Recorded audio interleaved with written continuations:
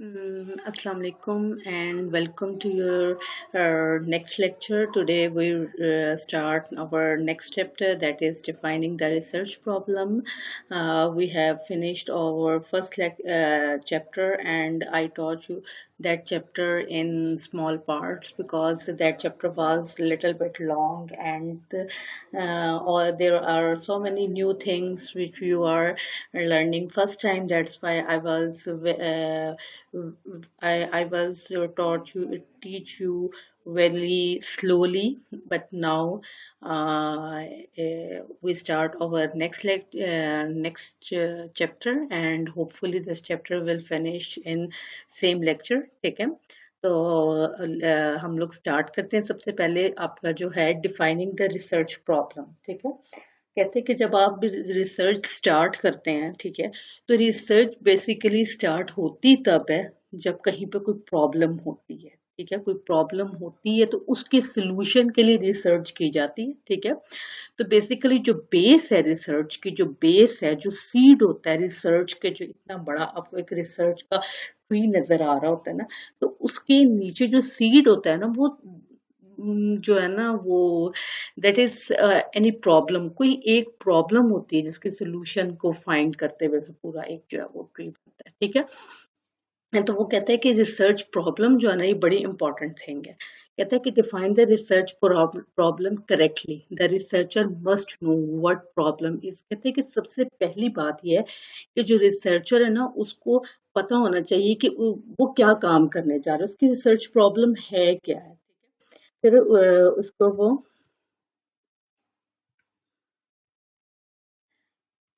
कैसे कहता है कि what is research problem. A research problem in general refer to some difficulty which a researcher experience in the context of either a theoretical or a practical situation and wants to obtain a solution of the problem, or solution for the same problem। कहते हैं कि क्या है कि जो researcher है वो कोई भी प्रॉब्लम जो है वो एक्सपीरियंस कर रहा है, हो सकता है वो प्रैक्टिकली हो, किसी सिचुएशन में हो, ठीक है, ये थ्योरेटिकली कोई प्रॉब्लम उसको नजर आ रही है, उस प्रॉब्लम को सोल्यूशन जो फाइंड करता है ना, ठीक है, उस प्रोसेस को हम लोग रिसर्च कहते हैं। ठीक है, अब वो क्या कहता है कि जो रिसर्च है आपकी जो है, we can third state the component of the research problem as under. कहते हैं कि आपकी जो रिसर्च प्रॉब्लम है, ठीक है, उसको डिफाइन, उसके जो क्या क्या कंपोनेंट होते हैं, ये रिसर्च प्रॉब्लम कैसे डिफाइन की जाती है। ठीक है, देखिए जब आप कहते हैं कि हम ये काम करने लगे हैं, ठीक है, तो वो एक बड़ा जर्नल सा काम होता है, लेकिन जब आप उसको बार बार रीथिंक करते हैं, रिफ्रेज करते हैं, तो आपको फिर एग्जैक्टली पता चलता है कि इसमें से मेरी प्रॉब्लम क्या है, मैंने काम करना क्या है। ठीक है, तो वो कहते हैं कि वही can thus state the component of the research problem as under। ठीक है, कहते हैं कि there must be an individual or group which has some difficulty or a problem। कहते हैं कि कोई लोग या कोई ग्रुप होता है जो कोई प्रॉब्लम को फेस कर रहे होते हैं, तो फिर जनाब वो एक जो है वो रिसर्च प्रॉब्लम बनती है। ठीक है, फिर उसके बाद कहते हैं कि रिसर्च प्रॉब्लम सिर्फ प्रॉब्लम ही नहीं हो सकती, ये सॉर्ट ऑफ सम ऑब्जेक्टिव्स भी हो सकते हैं। ठीक है, लाइक के जो पहली दफा जो चांद पे गया था, तो वो कोई प्रॉब्लम तो नहीं थी कि चांद पे जाना, वो बस उसका एक ऑब्जेक्टिव था कि ही सेड कि मैं जो है वो चांद पे जाना चाहता हूँ। ठीक है, तो वो उसका ऑब्जेक्टिव था, वो उसका कोई एम था। ठीक है, तो ये भी सॉर्ट ऑफ रिसर्च प्रॉब्लम हो सकती है कि समटाइम तो वाकई एक कोई प्रॉब्लम कोई फेस करेंगे, समटाइम आपकी कोई लाइफ का कोई एम होता है। ठीक है, वो आपकी रिसर्च प्रॉब्लम बन जाती है। ठीक है, फिर उसके बाद कहता है कि we must be alternate means, there must be alternate means of the course of action। कहते हैं समटाइम ऐसा क्या होता है कि किसी काम को जो कर रहे होते हैं उसके डिफरेंट मीन्स को एक्सप्लोर करना भी आपकी सॉर्ट ऑफ रिसर्च प्रॉब्लम हो सकती है। जैसे कि फसलों को पानी जो है वो बारिश होती है, फसलों को पानी मिलता है। ठीक है, तो कहते हैं इसके ऑल्टरनेटिव मीन्स जो है, उन्हें कहते हैं कि जनाब दरियाओं से जो जनाब नहरें निकाली जाएं जो ऐसे खेतों तक आए, फसलों को पानी मिले।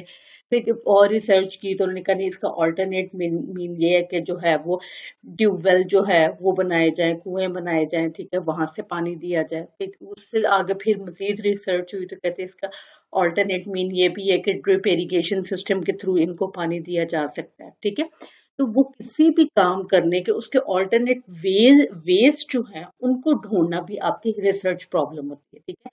जैसे कि इसका मैं मोर मतलब आइडेंटिफाई करूं कि जैसे कि गर्ल्स जो हैं वो हर सीजन में जो है एक उनके लिबास तो वही है लेकिन उसके पहनने का ट्रेंड चेंज हुआ होता है, तो उसके पीछे भी रिसर्चर्स होते हैं जो कि आने वाले जो भी हालात होते हैं या जो कंडीशंस होते हैं उसके अकॉर्डिंग आपके उसी लिबास में जो है वो चेंजेस करते रहते हैं। That is also sort of research, ठीक है। उसके बाद कहते हैं कि there must remain one doubt in the mind of the researcher. कहते हैं कि रिसर्चर के जहन में कोई एक डाउट होता है, कोई एक पॉइंट होता है जिसकी वजह से वो अपनी रिसर्च स्टार्ट करता है। और there must be some environment, ठीक है, टू विच द डिफिकल्टी में पर्टेन। कहते हैं कि समटाइम कोई ऐसे इन्वायरमेंट होता है जिसमें कि आप डिफिकल्टी फेस कर रहे होते हैं, फिर आप कोई रिसर्च जो है वो स्टार्ट करते हैं। Thus, a research problem is one which required the researcher to find out the best solution for the given problem, ठीक है। कहते हैं कि रिसर्चर जो है उसको क्या करना होता है कि बेस्ट सोल्यूशन देना होता है उस प्रॉब्लम का, to find out the by which course of action the objective can be attain or optimally in the context of the general environment.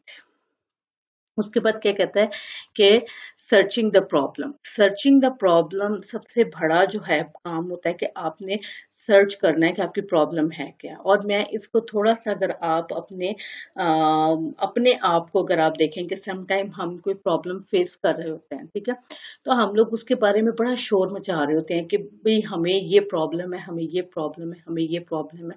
कभी हम उस प्रॉब्लम जो है उसको हम लोग अपने आप से बैठ के डिस्कस करें तो हम लोग देखेंगे कि उस प्रॉब्लम को जब हम खोल के देखेंगे ना, तो वो जितनी बड़ी आपको लग रही होगी ना, है ना, वो उतनी नहीं होगी। या उसमें से उस जो पूरे जो प्रोसेस है उसमें से हो सकता है कोई एक पार्ट आपको समझ ना आ रहा हो, ठीक है, और बाकी आपको जो है वो समझ आ रही हो। उसको जो है रीथिंक करें। इसी तरह से जैसे आप कोई क्वेश्चन कर रहे होते हैं, ठीक है, तो वो क्वेश्चन में से आपको सिर्फ कहीं पे कोई एक पॉइंट नहीं आपको आ रहा होता, ठीक है, तो आप कह देते हैं कि भाई मुझे तो ये सब्जेक्ट ही नहीं समझ में आ रहा, ठीक है। जैसे इकोनोमेट्रिक्स से आप कहते हैं मुझे इकोनोमेट्रिक्स नहीं समझ आ रही है, तो जब आप उसको थोड़ा सा जो है आप अपनी इस प्रॉब्लम पे खुद से फोकस करेंगे तो आप देखें कि इस सब्जेक्ट में कोई एक ऐसा पॉइंट या डाउट हो सकता है जो आपको समझ ना आ रहा हो, और आप उस पॉइंट को केयरफुली जो है अंडरस्टैंड कर लेंगे तो वो पूरा जो सब्जेक्ट है वो आपके लिए इजी हो जाएगा, ठीक है। तो सबसे पहले जो है ना जो प्रॉब्लम है उसको रीफ्रेज और रीथिंक करके जो एक जर्नल एक बना हुआ है ना, एक जर्नली एक जो आइडिया बना हुआ है प्रॉब्लम का, उससे निकल के आप बड़े स्पेसिफिक हो जाते हैं, ठीक है। जिसका के जैसे जब मैंने इकोनॉमिक्स सब्जेक्ट जो है इंटर के बाद एफएससी के बाद जब मैंने इकोनॉमिक्स सब्जेक्ट सिलेक्ट किया तो मेरे इर्द गिर्द जितने भी लोग थे एवरीबडी वाज सेइंग कि ये बड़ा ड्राई सब्जेक्ट है, ये बड़ा ड्राई सब्जेक्ट है, ये ऐसा सब्जेक्ट है, ये वैसा सब्जेक्ट है, ये पढ़ा नहीं जाता, ये समझ नहीं आता, ये पढ़ नहीं सकते हैं, ठीक है। मैं यही सब चीजें सुनती रही हूँ और इस सब्जेक्ट में मैंने पीएचडी की है, ठीक है। तो वो मैं पीएचडी तक कैसे पहुंची कि जो इस सब्जेक्ट की जो प्रॉब्लम थी ना जो जनरली लोगों को फेस कर रहे थे, मुझे उस प्रॉब्लम का पता चल गया और मैंने फिर उस तरह से सिस्टमेटिकली उस प्रॉब्लम को सॉल्व करते करते जो है वो बीएससी, एमएससी, एमफिल और फिर आखिर फाइनली जो है वो पीएचडी कर ली, ठीक है। तो सबसे पहले जो आप जो प्रॉब्लम प्रॉब्लम का आप शोर जो डालते हैं ना उसमें आप थोड़ा सा जो है वो खुद से देखें कि वो प्रॉब्लम जो आप कह रहे हैं इधर वो प्रॉब्लम है भी है कि नहीं है, ठीक है, या वो जितनी बढ़िया प्रॉब्लम कह रहे हैं उसको थोड़ा सा आपको रीडिफाइन करना है। तो वो ये सेम यही चीज जब आप रिसर्च कर रहे होते हैं तो उसमें आती है। कहता है कि search the selecting the problem, the research problem undertake for the study must be carefully selected। कहते हैं जो आप काम करने जा रहे हैं ना उसको आप केयरफुली सिलेक्टेड कर लें कि इधर ये काम करने वाला है भी है या नहीं है, ठीक है। ये प्रॉब्लम मैंने सेम एज फेस की। मेरे पास स्टूडेंट एमफिल की स्टूडेंट सीनियर स्टूडेंट जो है मेरे पास आई और वो कहती है कि ये मेरी रिसर्च है और मुझे कोई रिसर्च नहीं करवा रहा। जब मैंने उसकी रिसर्च का टॉपिक देखा, उसके रिसर्च प्रॉब्लम देखा, तो मैं बड़ा हैरान हूँ कि इसमें तो कोई चीज रिसर्च वाली है ही नहीं है। ठीक है। और वो 2-3 साल वो दाएं बाएं जो है वो दुनिया के कोनों में जो है वो घूमती रही है, लेकिन फाइनली जो है उसको अपनी रिसर्च जो है उसको डिस्पोज ऑफ करके डस्टबिन में डालना पड़ा, क्योंकि वो जो प्रॉब्लम थी, जो उसने जब रिसर्च जो प्रॉब्लम सिलेक्ट करते हुए उसने जो एक प्रॉपर सिस्टमेटिक वे है वो उसने अडॉप्ट ही नहीं किया था। ठीक है, बस ऐसे सुनी सुनाई बात को आगे जो है वो लेके चल पड़ी। ठीक है, तो रिसर्च में ऐसी चीज नहीं होती कि वो सुनी सुनाई बात को लेके आप आगे चल पड़े। ठीक है, और उस पर रिसर्च करने लग जाए। इसके लिए आपके पास एक लॉजिकल ग्राउंड्स होने चाहिए। ठीक है, उसमें कहते हैं however the following point may be observed by by a researcher in selecting a research problem or a the objective of research। ठीक है, कहता है कि रिसर्च which is ओवरडन, कहता है कि कभी भी वो वाली रिसर्च आप ना पिक करें जो ओवरडन हुई हो, जिसपे कि लातादाद काम हुआ हो। ठीक है, अब वो जो लातादाद काम हुआ है, आप उसमें कैसे जो है वो कंट्रीब्यूट करेंगे कि आप पिछड़ी हुई रिसर्च से अलहदा कोई काम कर सकें। ठीक है, तो जो बहुत ज्यादा ओवरडन काम होता है ना, उसकी तरफ आप जो है ना उस किस्म के टॉपिक आप रिसर्च के लिए मत सेलेक्ट करें। ठीक है, फिर कंट्रोवर्शियल सब्जेक्ट्स जो हैं उनको भी अवॉइड करें। कंट्रोवर्शियल सब्जेक्ट्स जो है उसमें जो है हम लोग कभी भी, इवन हम लोग मुस्लिम्स हैं, लेकिन हम लोग बहुत ज्यादा अवॉइड करते हैं इस्लाम पे बात करने को, क्योंकि इसमें बड़ी कंट्रोवर्सीज है। मतलब हमें नहीं पता कि सामने वाला बंदा किस स्कूल ऑफ थॉट का है, वो किस माइंडसेट का है। ठीक है, तो फिर रिसर्च में भी इस किस्म की जो कंट्रोवर्सीज जो होती हैं उनको फिर पिक नहीं किया जाता। बड़ा एक जर्नल सी चीज है जो है उन्हीं को सेलेक्ट किया जाता है और उन्हीं को डिस्कस किया जाता है। उसके बाद फिर आ जाता है आपका टू नैरो और टू वेज। कहते हैं कि बहुत ज्यादा आपका रिसर्च प्रॉब्लम नैरो भी नहीं होना चाहिए। ठीक है, कि जैसे 2 + 2 = 4 जो होते हैं आप इस पे रिसर्च करने लग जाए, तो ये बड़ी टू नैरो सी है कि सबको पता है 2 + 2 = 4 ही होनी है। ठीक है, तो आपकी रिसर्च में से कुछ नहीं निकल रहा है, बड़ा बड़ा टू नैरो है। ठीक है, उसपे और बहुत ज्यादा जो है वो वेग भी नहीं होनी चाहिए, बहुत बड़ी भी नहीं होनी चाहिए कि आप जनाब बिल्कुल अरस्तू ही बन जाए और आप कहें कि मैंने तो फिर तारीख ही बदल के रख देनी है। ऐसी रिसर्च भी नहीं होनी चाहिए। रिसर्च जो है बड़ी एक मुनासिब किस्म की होनी चाहिए। और जब भी हम अपनी जब रिसर्च जो है कोई भी टॉपिक सिलेक्ट करते हैं, तो जब हम फर्स्ट टाइम कहीं पे प्रेजेंट करने जाते हैं ना, तो वो सबसे पहले देखते हैं कि जो मैं काम करने जा रही हूँ वो टू बिग तो नहीं है कि वो मैं अकेली कर ही ना पाऊं, या वो टू स्मॉल तो नहीं है कि उसमें से मेरे लिए कुछ निकले ही ना, मेरी सारी एफर्ट ऐसे जो है वो फ्रूटलेस ही हो जाए।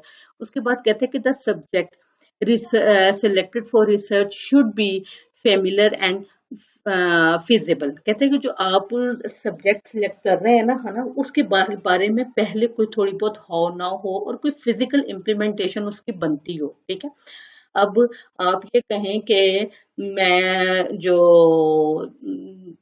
मैं स्पेस में जो है वो मारिया बी का सूट पहन के वॉक कर लूंगी, तो ये कोई पॉसिबल चीज ही नहीं है। ठीक है, तो वो इतनी जो है वो अनफिजिबल सी रिसर्च आप बना ले जिसमें से आपका निकलना ही कुछ नहीं है। ठीक है, उसके बाद क्या कहता है कि the important of the subject, the qualification and the training of the researcher, the cost of the cost involve. कहते हैं कि जो आपको जो हेल्प कर रहे हैं, ठीक है, उनके पास क्या प्रॉपर ट्रेनिंग है रिसर्च की। ठीक है, या आप लोगों के पास इतने कोई फंड है कि आप लोग उन लोगों की प्रॉपर ट्रेनिंग कर लें रिसर्च के लिए। ठीक है, फिर उसके बाद कहते हैं कि जो there whether he will well equipped in term of his background। ठीक है, उसको बड़ा जबरदस्त उसका जो है वो वेल नोन होना चाहिए अपने सब्जेक्ट के बैकग्राउंड पे। ठीक है, फिर उसके बाद प्रॉपर बजट होना चाहिए काम करने के लिए। ठीक है, फिर उसके बाद जो है कॉपरेशन होनी चाहिए, उसके दाएं बाएं लोग हों जो कि उस प्रॉब्लम को सॉल्व कर सके। ठीक है, जब भी हम लोग पीएचडी में रिसर्च करते हैं तो उसमें हम लोग इस चीज का बड़ा ख्याल रखते हैं कि जो मैं काम कर रही हूँ, जाहिर है वो एक नया काम है, पहले जो है वो किसी ने नहीं किया होता। इवन जो आपके जो सुपरवाइजर आपको सुपरवाइज कर रहे होते हैं, उन्होंने भी वो काम नहीं किया होता जो आप कर रहे होते हैं। लेकिन एक सेंस रहती है कि चलो वो मुझे इस प्रॉब्लम में हेल्प कर सकते हैं, कोऑपरेट कर सकते हैं, ठीक है, कि इससे मिलता जुलता काम हो सकता है उन्होंने हिस्ट्री में कभी किया हो। तो कहते हैं कि कोऑपरेशन जो है उसकी होनी बड़ी जरूरी है। आप ऐसे आइसोलेट होकर कोई रिसर्च नहीं कर सकते हैं, ठीक है। उसके बाद कहते हैं कि जो है प्रिलिमिनरी स्टडीज, उसके बारे में कोई जो है पहले से स्टडी की हो, कुछ थोड़ा सा बैकग्राउंड हो, ठीक है, कि जो आप काम करने जा रहे हैं उसकी कोई पॉसिबिलिटी है काम करने की, या उस काम के कोई रिजल्ट्स निकलेंगे, ठीक है। और इन सब चीजों के बाद एंड में वो कहता है in fact zest for the work is must, कहता है कि लगन जो है ना काम करने के लिए वो फिर मस्ट है, ठीक है।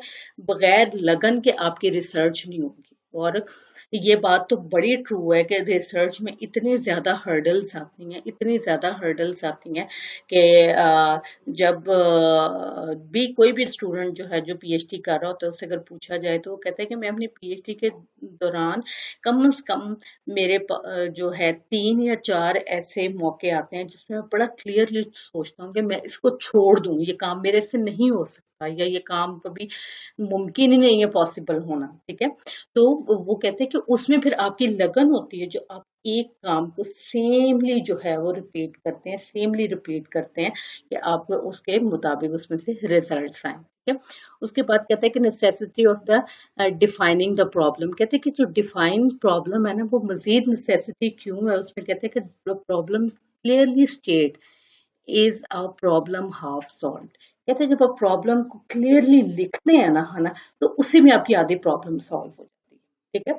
लाइक मुझे कोई प्रॉब्लम है, ठीक है, जर्नली मैं जो है वो आजकल मैं बड़े डिप्रेस्ड हूँ, ठीक है, या कोई किसी भी किस्म की आप अपनी लाइफ में कोई प्रॉब्लम फेस कर रहे हैं, ठीक है, तो आप उसको क्लियरली जब आप वो जो है वो, एक तो होता है ना कि बड़ी डस्ट उड़ी होती है जिसमें आपका जो है जहन ने खुद ब खुद ही बड़े जो है वो अपनी तरफ से जो डिफरेंट तरह के जो है गेस बनाए होते हैं, ठीक है। जब उनको बिल्कुल एक साइड पे आप रखें, जब प्रॉब्लम को आप लोग ओपनली क्लियर करते हैं तो वहीं पे उस प्रॉब्लम का हाफ सोल्यूशन आपको मिल जाता है, ठीक है। तो उसके बाद कहते हैं questions like what data are to be collected, ठीक है, हमने कौन सा डाटा कलेक्ट करना है। फिर उसको कहते हैं what characteristics of the data are related and need to be studied, कहते हैं कि कौन से करेक्टरिस्टिक्स हैं उस डाटा के जो हमने जो है स्टडी करने हैं। What relations are to be explored, what techniques are to be used for the purpose, and similar what other questions crop up in the mind of the researcher, ठीक है, who can well plan his strategy and find answer to all such questions only when the research problem has been well defined, कहते हैं कि उसके बाद जो है researcher के जो माइंड में प्रॉब्लम है उसको वो स्टेप बाय स्टेप उसके सोल्यूशन को जो है वो कर सकता है जब तक कि उसको उसका क्वेश्चन क्लियर हो, ठीक है। और रिसर्च जो है वो 50% रिसर्च आपके रिसर्च क्वेश्चन पे डिपेंड करती है, आपके रिसर्च जो प्रॉब्लम है उस पर डिपेंड करती है कि अगर आपने कोई एक हेल्दी पॉइंट पिक किया है, एक हेल्दी आपने प्रॉब्लम पिक की है, तो उसके डेफिनेटली आपको गुड रिजल्ट्स मिलेंगे। अच्छा जी, उसके बाद कहता है कि technique involve in defining a problem, कहता है कि टेक्निक क्या होती है किसी भी प्रॉब्लम को डिफाइन करने की, ठीक है। तो उसमें कहता है कि what does one mean when he or she wants to define the problem, ठीक है। कहते हैं इसका मतलब क्या होता है कि जो है रीडिफाइन द रिसर्च प्रॉब्लम में है defining problem involve the task of laying down, ठीक है, जो task of laying down boundaries with in which a researcher shall study the problem with the redefined objective in the view, कहते हैं कि जो आपने रिसर्च प्रॉब्लम जो होती है, ठीक है, उसको आपने टास्क जो है वो उसके आपने जो है लिखे जो बनाते हैं कि ये आप स्टेप्स बनाते हैं जिससे कि आपने उस जो प्रॉब्लम है उसके जो है वो सोल्यूशन को ढूंढना होता है, ठीक है। उसमें क्या कहता है, the technique for the purpose involves the undertaking of the following steps journally one after the other। ठीक है, कहते हैं कि जो कौन से जर्नली स्टेप्स हैं, फिर जो एक के बाद दूसरे, जैसे ऊपर उसने कहा कि टास्क जो है वो ले डाउन करते हैं उन बैरियर्स को, कि उन बैरियर्स को खत्म करते हैं। वो कौन से टास्क है जो हमने वन बाय वन करने हैं, तो हम लोग एक अच्छे रिसर्च प्रॉब्लम जो है उसको आइडेंटिफाई कर पाएंगे। तो उसमें सबसे पहले कहते हैं कि statement of the problem in a journal way. First of all, problem should be stated in a broad journal way. Keep in the view either some practical concern or some scientific or intellectual interest। कहता है कि आपने सबसे पहले जो है क्या करना है कि जो प्रॉब्लम है उसको आपने जर्नली देखना है कि ठीक है, और keep in the view either some practical concern और सम साइंटिफिक और इंटेलेक्चुअल इंटरेस्ट, कि वो किस नौयत की है आपकी जो प्रॉब्लम है। ठीक है, और फिर उस पे आपने पायलट सर्वे करते हैं। पायलट सर्वे का मतलब ये है कि मैंने एक प्रॉब्लम जो है, फर्ज करें कि मैं जो वुमेन की हेल्थ है, ठीक है, मैं उस पे रिसर्च करना चाहती हूँ। अब मैं वुमेन की हेल्थ पे रिसर्च करना चाहती हूँ, तो उसमें मुझे वुमेन का डाटा क्या अवेलेबल होगा। ठीक है, तो उसके लिए जो है मैं तक जो है किसी भी इलाके का जिधर की मैंने जो है खवातीन उनका मैंने जो है उनकी हेल्थ को मैंने जो है वो मैयर करना होता है, तो क्या उधर मुझे जो है उन खवातीन का डाटा मिलेगा। उसके लिए मैं क्या करती हूँ कि 8-10 जो है वो सैंपल कलेक्ट करती हूँ। ठीक है, कि क्या ये पॉसिबल है जो मैं काम कर रही हूँ, क्या इसकी पॉसिबिलिटी है। अब आप ये देखें कि अगर आप ऐसे कहते हैं कि मैंने वुमेन की हेल्थ का डाटा कलेक्ट करना है, ठीक है, आप कोई रिसर्च या कोई मेल जो है इस रिसर्च को जो है टॉपिक को पिक करता है और वो डाटा कलेक्ट करने के लिए जो बाजोड़ एजेंसी चला जाता है, ठीक है, तो वहां पे कुड इट पॉसिबल कि कोई अपनी फीमेल का उसको इंफॉर्मेशन देगा। ठीक है, तो इसमें बड़ी एक चीज सामने आती है कि आपने जो भी कोई प्रॉब्लम आपने बनाई होती है उसके पायलट टेस्टिंग कर लेते हैं, आप उसको थोड़ा सा रन करके देख लेते हैं कि इधर या इसकी पॉसिबिलिटी रिसर्च की बनती भी है या नहीं बनती है। ठीक है, तो फिर उसके बाद जो है आप अपनी रिसर्च को एक लार्ज जो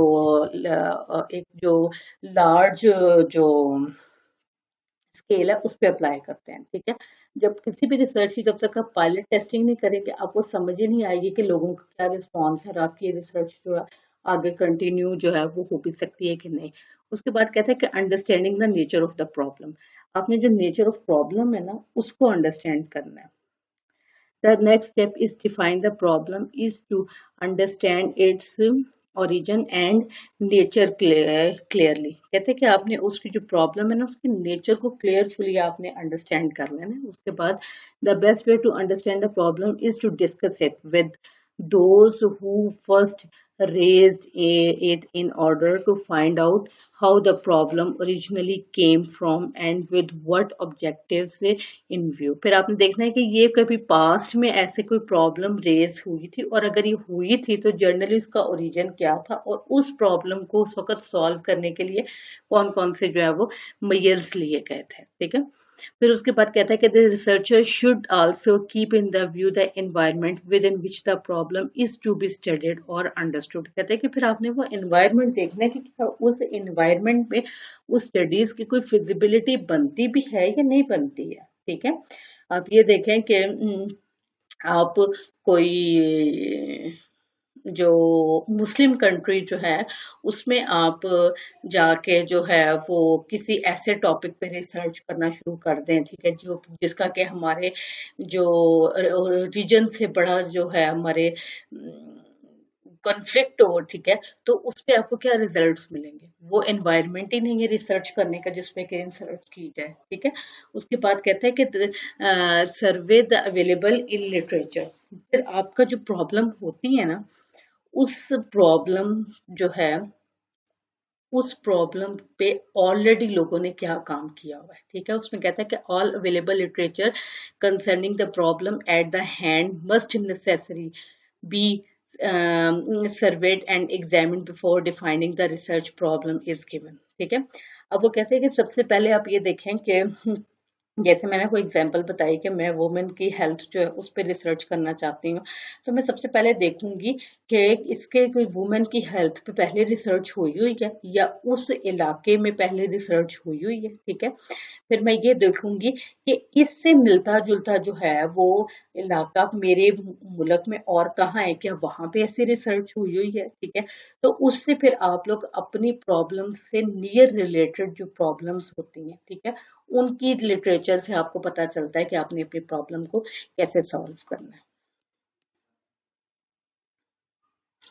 फिर उसके बाद कहता है this means that the researcher must be well conversant with related theories or in the field reports and record as also all other related literature। कहते हैं कि फिर आपको पता चल जाता है कि आपकी प्रॉब्लम से रिलेटेड जो लिटरेचर है, ठीक है, लिटरेचर का आपको पता है ना कि जो आपकी प्रॉब्लम से रिलेटेड जो रिसर्च का हुई हुई है और उस पर जो पेपर पब्लिश हुए हुए हैं दैट इज योर लिटरेचर। ठीक है, तो कहते हैं कि आप पहले उस लिटरेचर को अच्छी तरह से पढ़ लेंगे, तो नहीं कि जो आप काम करने जा रहे हैं उस पर पहले ही 10,000 दफा काम हो चुका है। ठीक है, तो 10,000 एक दफा उस पर काम करने की जरूरत नहीं है। ठीक है, या आप ये देखें कि समटाइम हम देखते हैं कि हमने वुमेन की हेल्थ पे, ठीक है, वुमेन की हेल्थ पे जो है वो जो मैं काम करना चाह रही हूँ वो स्टडीज हो सकता है कि ईरान में हुई है। ठीक है, तो मैं देखूंगी कि उन्होंने ये काम कैसे किया। ठीक है, और फिर उसको मैं इम्प्लीमेंट करूंगी अपने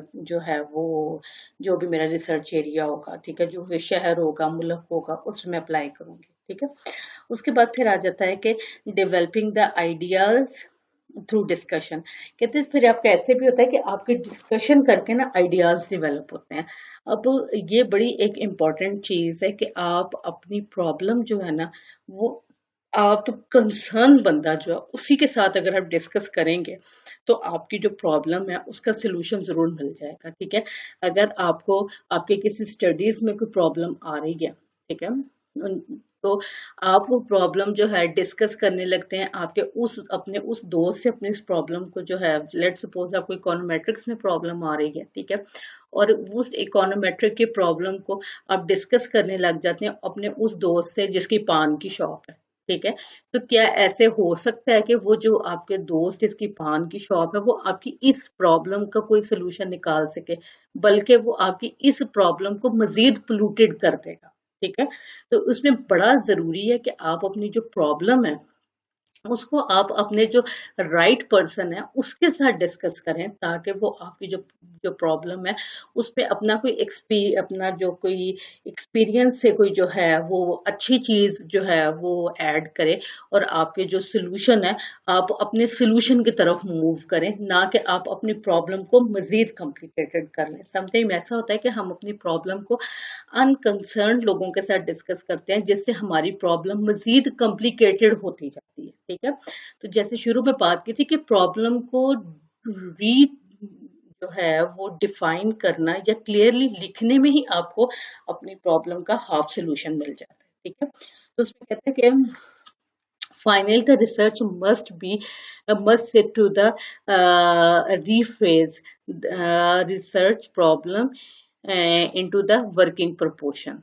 ठीक है, जो भी कोई उस पे काम कर रहे हैं, ठीक है, उनके साथ आप जो है अपनी प्रॉब्लम को जो है पहले रीफ्रेज करें, उसको दोबारा से लिखें, ठीक है, दोबारा से उसको जो है क्लियरली करें, उसके प्रॉपर हाइपोथेसिस बनाएं कि आपने कौन कौन से टास्क हैं जो आपने करने हैं। ठीक है, एक रिसर्च प्रॉब्लम, ठीक है, मैं अभी जरा आपको एक चीज बताऊं, रिसर्च प्रॉब्लम और रिसर्च क्वेश्चन इन दोनों में डिफरेंस है।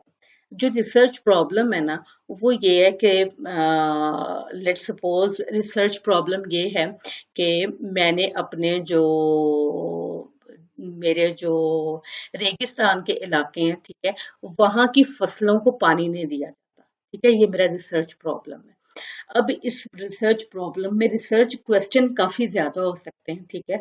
रिसर्च क्वेश्चन ऐसे कि क्या वहां पे फसलें उगानी पॉसिबल है या नहीं है, फिर वहां पे कौन सी फसल उगती है, ठीक है, उस फसल को कितना पानी चाहिए, ठीक है, हम उस पानी को कैसे दे सकते हैं, या वहां पे हम लोग वो वाली फसल लगाएं जिसको पानी कम लगता है, ठीक है। तो आपकी एक रिसर्च प्रॉब्लम के अंदर आपके काफी ज्यादा रिसर्च क्वेश्चंस हो सकते हैं, ठीक है। और एक क्वेश्चन की बेसिस पे फिर आपका आगे स्टेप आता है, एक काम कर लेते हैं, फिर उससे आगे नेक्स्ट स्टेप आप काम करते हैं, तो उससे आगे फिर नेक्स्ट स्टेप काम करते हैं, ठीक है। ये जो रिसर्च क्वेश्चंस बनते हैं, स्टेप बाय स्टेप फिर आप अपने जो है वो प्रॉब्लम को सॉल्व करते हैं सिस्टमेटिकली। अच्छा, उसमें क्या कहता है कि टेक्निकल टर्म एंड वर्ड और फेजेस, कहते हैं कि फिर आप फाइनली क्या करते हैं, जो आपकी रिसर्च में जो आपकी जो टेक्निकल टर्म्स होती हैं, ठीक है, उन टर्म्स को आप मीनिंग देखते हैं, ठीक है, उनको आप लिखते हैं। फिर बेसिक एजम्पशन और पोस्टुलेट्स जो आपने एज्यूम की हुई चीजें होती हैं, आप उनको लिखते हैं, ठीक है। फिर उसमें statement of the value of the investigation, फिर आप प्रॉपर वो स्टेटमेंट लिखते हैं जिसको आपने इन्वेस्टिगेट करना है, ठीक है। फिर उसके बाद time period and the source of data available, आपने फिर देखना है कि आपने ये काम कितने टाइम पीरियड में करना है, ठीक है, और या उसका जो है डाटा का सोर्स वो क्या होगा। उसके बाद फिर आपने देखना है कि स्कोप ऑफ द इन्वेस्टिगेशन और द लिमिट्स विद इन, कहते हैं कि आपने जो स्कोप है अपनी इन्वेस्टिगेशन का, अपनी रिसर्च का, उसकी लिमिट देखनी है, ठीक है। कि ये नहीं है कि अगर आप वुमेन हेल्थ की जो है वो बात करते हैं, तो उसमें आप पूरे पाकिस्तान के वुमेन्स का एक अकेला तो नहीं कर सकते हैं, ठीक है। तो आप अपने एक इलाके के मुताबिक अपने स्कोप को रखेंगे, और अगर कोई ऑर्गेनाइजेशन काम कर रही है, तो जाहिर है वो फिर मुल्कों में भी काम कर सकती है, सूबों को भी डाटा ले सकती है। तो आपने अपनी जो स्कोप है रिसर्च का, उसको बड़ा लिमिट करना होता है थ्रू क्वेश्चन, ठीक है। उसके बाद आ जाता है एन इलिस्ट्रेशन, कि जो इतनी ज्यादा डिस्कशन हुई है, वो कहता है कि इसको एक एग्जाम्पल के थ्रू भी आपको बताते हैं कि ये कैसे है, ठीक है। उसमें कहता है कि सबसे पहले जो है ना, एक जर्नली लेता है कि मेरे ज़हन में कोई आइडिया आया, ठीक है, और वो आइडिया ये है कि मैं जो है प्रोडक्टिविटी चेक करता हूँ, ठीक है। तो उसमें क्या कहता है कि फर्स्ट जो रिसर्चर के जहन में आइडिया आया वो क्या है, why is productivity in Japan so much higher than in India. कहते हैं कि जापान की प्रोडक्टिविटी इंडिया की जो प्रोडक्टिविटी है इससे इतनी हाई क्यों है, ठीक है, क्यों ना इस पे रिसर्च की जाए। अब वो कहता है कि what sort of productivity is being defined refer to, कहता है अब ये बात तो इसने कर दी है कि प्रोडक्टिविटी की बात करूंगा। In this form the question has a number of ambiguities, ठीक है, सच एज एम्बिग्यूटीज का मतलब होता है कि बड़े डाउट्स हैं उसमें। कहते हैं कि अभी जो इसने प्रॉब्लम स्टेटमेंट दी है इसमें बड़े डाउट्स हैं, ठीक है। कहते हैं कि व्हाट सॉर्ट ऑफ प्रोडक्टिविटी, किस प्रोडक्टिविटी की तुम बात कर रहे हो, ठीक है। फिर कहते हैं कि with what industries the same is related, कहते हैं कि फिर क्या पता है कि जो इंडस्ट्री इंडिया में और जो जापान में वो इंडस्ट्रीज भी सेम है या नहीं है, ठीक है। फिर कहते हैं कि with what period of the time the productivity is being talked about, कहते हैं फिर तुम किसी पीरियड, किसी टाइम पीरियड के हवाले से प्रोडक्टिविटी की बात करोगे, क्योंकि प्रोडक्टिविटी जो है वो तो बड़ी फ्लक्चुएट करती है, किसी साल कुछ होती है, किसी साल कुछ होती है। तो तुम कैसे ऐसे एक जर्नल से रिसर्च करना शुरू कर दी है कि जापान और इंडिया की जो प्रोडक्टिविटी है उसको जो है वो कंपेयर किया जाए। तो फिर इस प्रॉब्लम को जो है वो मजीद जो है वो नैरो करते हैं, उससे मजीद जो है वो सोचते हैं। तो कहते हैं कि in the view of such ambiguities given statement और the question is must to journal, कहता है कि ये बड़ा जो है वो बड़ा जर्नल सा है क्वेश्चन जो है। तो कहता है कि rethink and discuss about the problem may result in narrow down the question, कहते हैं कि रीथिंक करके आप अपनी जो प्रॉब्लम है ना उसको थोड़ा सा नैरो डाउन करें, ठीक है। उसमें कहते हैं कि what factors were responsible for the higher labour productivity of the Japan manufacturing industries during the decade of 1971 to 1980 related to the India's manufacturing industry. कहते हैं उसको मैंने मजीद नैरो डाउन किया, तो मैंने कहा कि भाई मैं लेबर प्रोडक्टिविटी की बात कर रहा हूँ, ठीक है, जो आपकी लेबर काम कर रही है उसकी कितनी प्रोडक्टिविटी है, ठीक है। और फिर मैं वो मैन्युफैक्चरिंग इंडस्ट्रीज की बात कर रहा हूँ, ठीक है। उसमें मैं सर्विस इंडस्ट्री नहीं ले रहा हूँ, या उसमें मैं जो फूड है एग्रीकल्चर है मैं वो नहीं ले रहा हूँ, मैं मैन्युफैक्चरिंग इंडस्ट्री की बात कर रहा हूँ, ठीक है। और फिर उसके बाद कहते हैं कि मैं 1971 से 1980 के दरमियान की बात कर रहा हूँ, ठीक है। अब वो कितने जर्नल क्वेश्चन से कितने वो एक पर्टिकुलर पे आ गए हैं कि वो लेबर, एक तो लेबर प्रोडक्टिविटी की बात कर रहा है, फिर वो कहता है कि मैं मैन्युफैक्चरिंग इंडस्ट्री की बात कर रहा हूँ, और फिर मैन्युफैक्चरिंग इंडस्ट्री में भी मैं इस टाइम से इस टाइम के दौरान की बात कर रहा हूँ, ठीक है। अब वो कहते हैं कि अभी भी इसमें जो है बड़ी एम्बिग्विटीज हैं, फर्दर रीथिंक एंड रीफेस, उसको मजीद रीथिंक को रीफेस करें, ठीक है। उसको सोचेंगे क्या अभी भी ये कुछ स्पेसिफिक हुआ है कि नहीं। तो कहते हैं कि मजीद उसको रीफेस करके जो है वो जो स्टेटमेंट फाइनल रिसर्च के लिए बनी वो क्या है, to what extent did labour productivity in 1970 to 1980 in Japan exceed the that of India in respected of 15 selected manufacturing industries। कहते हैं कि अब वो मैन्युफैक्चरिंग इंडस्ट्री की बात करें, मैन्युफैक्चरिंग इंडस्ट्री तो बहुत बड़ी है, और हो सकता है कि उन दोनों की मैन्युफैक्चरिंग इंडस्ट्री सेम हो ही ना, ठीक है। तो उसमें फिर वो सिलेक्ट करता है कोई ऐसे 15 मैन्युफैक्चरिंग इंडस्ट्रीज तो दोनों मुल्कों में है, ठीक है। फिर उसके बाद कहता है कि what factors were responsible for the productivity differentials between two countries by industries. कहते हैं कि फिर उसके बाद वो फैक्टर्स जो है उनको स्टडीज करता है जो कि प्रोडक्टिविटी को अफेक्ट करते हैं, ठीक है, उन दोनों मुल्कों की इन इंडस्ट्रीज पे, ठीक है। तो वो देखो कि कितने जर्नल प्रोडक्टिविटी से बात करते करते उसने रीथिंक करके एक बड़ी कंक्लूड किस्म की उसने रिसर्च प्रॉब्लम बनाई, जिसमें टाइम पीरियड भी आ गया, जिसमें वो लेबर प्रोडक्टिविटी की बात करें, क्योंकि प्रोडक्टिविटी पूरी जस्ट प्रोडक्टिविटी की अगर आप बात करते हैं तो उसमें आपकी एग्रीकल्चर प्रोडक्टिविटी भी आती है, उसमें तो टेक्सटाइल भी आती है, उसमें तो आपकी सीमेंट भी आती है, उसमें तो आपकी स्टील इंडस्ट्री भी आती है, ठीक है। तो आप इस व्हाट सॉर्ट ऑफ इंडस्ट्री की आप बात कर रहे हैं, तो उसमें उसने कहा मैन्युफैक्चरिंग इंडस्ट्री की बात कर रहा हूँ। फिर उसके बाद दोबारा से बात हुई कि मैन्युफैक्चरिंग इंडस्ट्री दोनों मुल्कों की डिफरेंट है, फिर उसने कहा कि मैं 15 जो मैन्युफैक्चरिंग इंडस्ट्रीज है जो दोनों में सेम है उसकी बात कर रहा हूँ, ठीक है। फिर उसके बाद उसने कहा कि मैं इस टाइम पीरियड में उसकी बात कर रहा हूँ, ठीक है।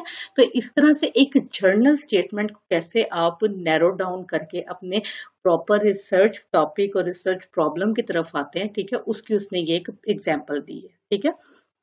एंड में फिर इसको चैप्टर को कंक्लूड करता है, वो कहता है we may conclude by saying that the task of redefine a research problem very often follow a sequential pattern. कहते हैं कि जो आपका रिसर्च प्रॉब्लम है ना उसको फाइंडिंग जो है ना बड़ा एक सिक्वेंशियल पैटर्न है, एक पैटर्न है, सीक्वेंस है, सीक्वेंस वाइज आप चलते हैं तो एक बड़ी एक जर्नल सा आइडिया आपके जहन में आता है, उस जर्नल आइडिया को फिर कैसे आप नैरो डाउन करके पर्टिकुलरली करते हैं ताकि उसमें से कोई रिजल्ट आपका निकल सके, ठीक है।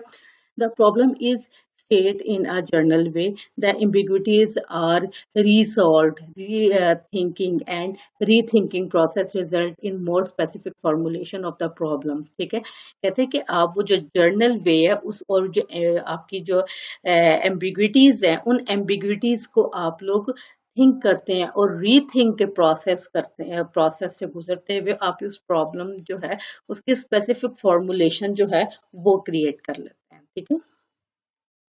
फिर वो क्या कहता है कि all the results in a well defined research problem that is not only meaningful from the from an optional point of view but is equally capable of paving the way for the development of working hypothesis and for mean of the solving the problem itself। कहते हैं कि फिर वो जो आप redefining का जो सारा प्रोसेस करते हैं तो उसमें बड़े आपके जो है वो आपको नई चीजें मिल जाती हैं, ठीक है।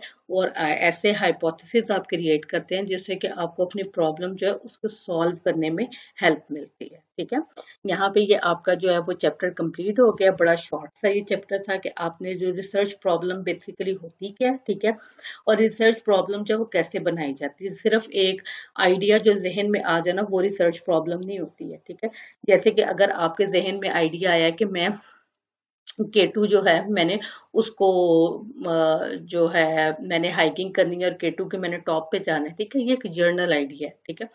उस पे आपने बार बार रीथिंक करना है, बार बार रीथिंक करना है कि अच्छा मैं अगर ये काम करना चाहता हूँ, ठीक है, तो उसके लिए मेरी अपनी हेल्थ क्या कंडीशन होनी चाहिए, हाइकिंग करने के लिए मेरा अपना वेट, आइडियल वेट क्या है, क्या होना चाहिए, ठीक है, फिर क्या मैं वो काम कर सकता हूँ, उसके लिए मेरी हेल्थ उसकी इजाजत देती है कि नहीं, फिर उसके बाद आपको इस चीज पे जो है पता होना चाहिए कि जो उसके लिए प्रॉपर इक्विपमेंट चाहिए होता है हाइकिंग के लिए, क्या वो आपके पास अवेलेबल है, क्या आपके पास इतने पैसे हैं कि वो उस जो सारा जो एक इंटरनेशनली स्टैंडर्ड जो हाइकिंग के जो इक्विपमेंट है क्या आप उसको बाय कर सकते हैं। फिर आपने देखना है कि उसके लिए आपको कौन सी जो है वो टाइमिंग है, कौन सा वेदर है जो सूट करता है जिसमें आप इसको जो है वो इजीली कर सकते हैं, ठीक है। उसके बाद फिर आपने वहां पे परमिशन लेनी है, ठीक है, उधर जाने की। तो ये सारे जब है, जब जैसे जैसे एक आपके जहन में आया आइडिया है कि मैंने K2 सर करनी है, लेकिन जब आप उसके रीथिंक करते गए तो आप फिर आहिस्ता आहिस्ता जो है वो कट डाउन होते गई वो फालतू चीजें, और आप बिल्कुल क्लियरली अपने जो है वो एक रिसर्च प्रॉब्लम पे आ गए कि जिसमें आपको जो आपने जब ये सारी चीजों को इन्वेस्टिगेट किया तो एंड में हो सकता है आप इस नतीजे पे पहुंचे कि पहले मैं अपने जो है नॉर्दर्न एरियाज में जो जो है जो कगान नारान में जो हिल्स हैं, पहले मैं उनके ऊपर एक एक्सपेरिमेंट करूं और उसके बाद फिर मैं उससे बड़े वाले जो है कोई टास्क जो है उसको फिक्स करूं, ठीक है। तो इस तरह से जो है मैंने आपको बहुत सी एग्जांपल्स के थ्रू बता दिया कि रिसर्च प्रॉब्लम क्या है और कैसे जो है वो रिसर्च प्रॉब्लम आइडेंटिफाई की जाती है। आई होप कि आपको समझ आ गया होगा। अगर आपको कोई भी चीज़ समझ नहीं आई है तो आप मेरे पास व्हाट्सएप ग्रुप में हैं, आप मेरे पास इजी क्लास पे है, उधर आप मेरे से क्वेश्चन कर सकते हैं। Thank you so much.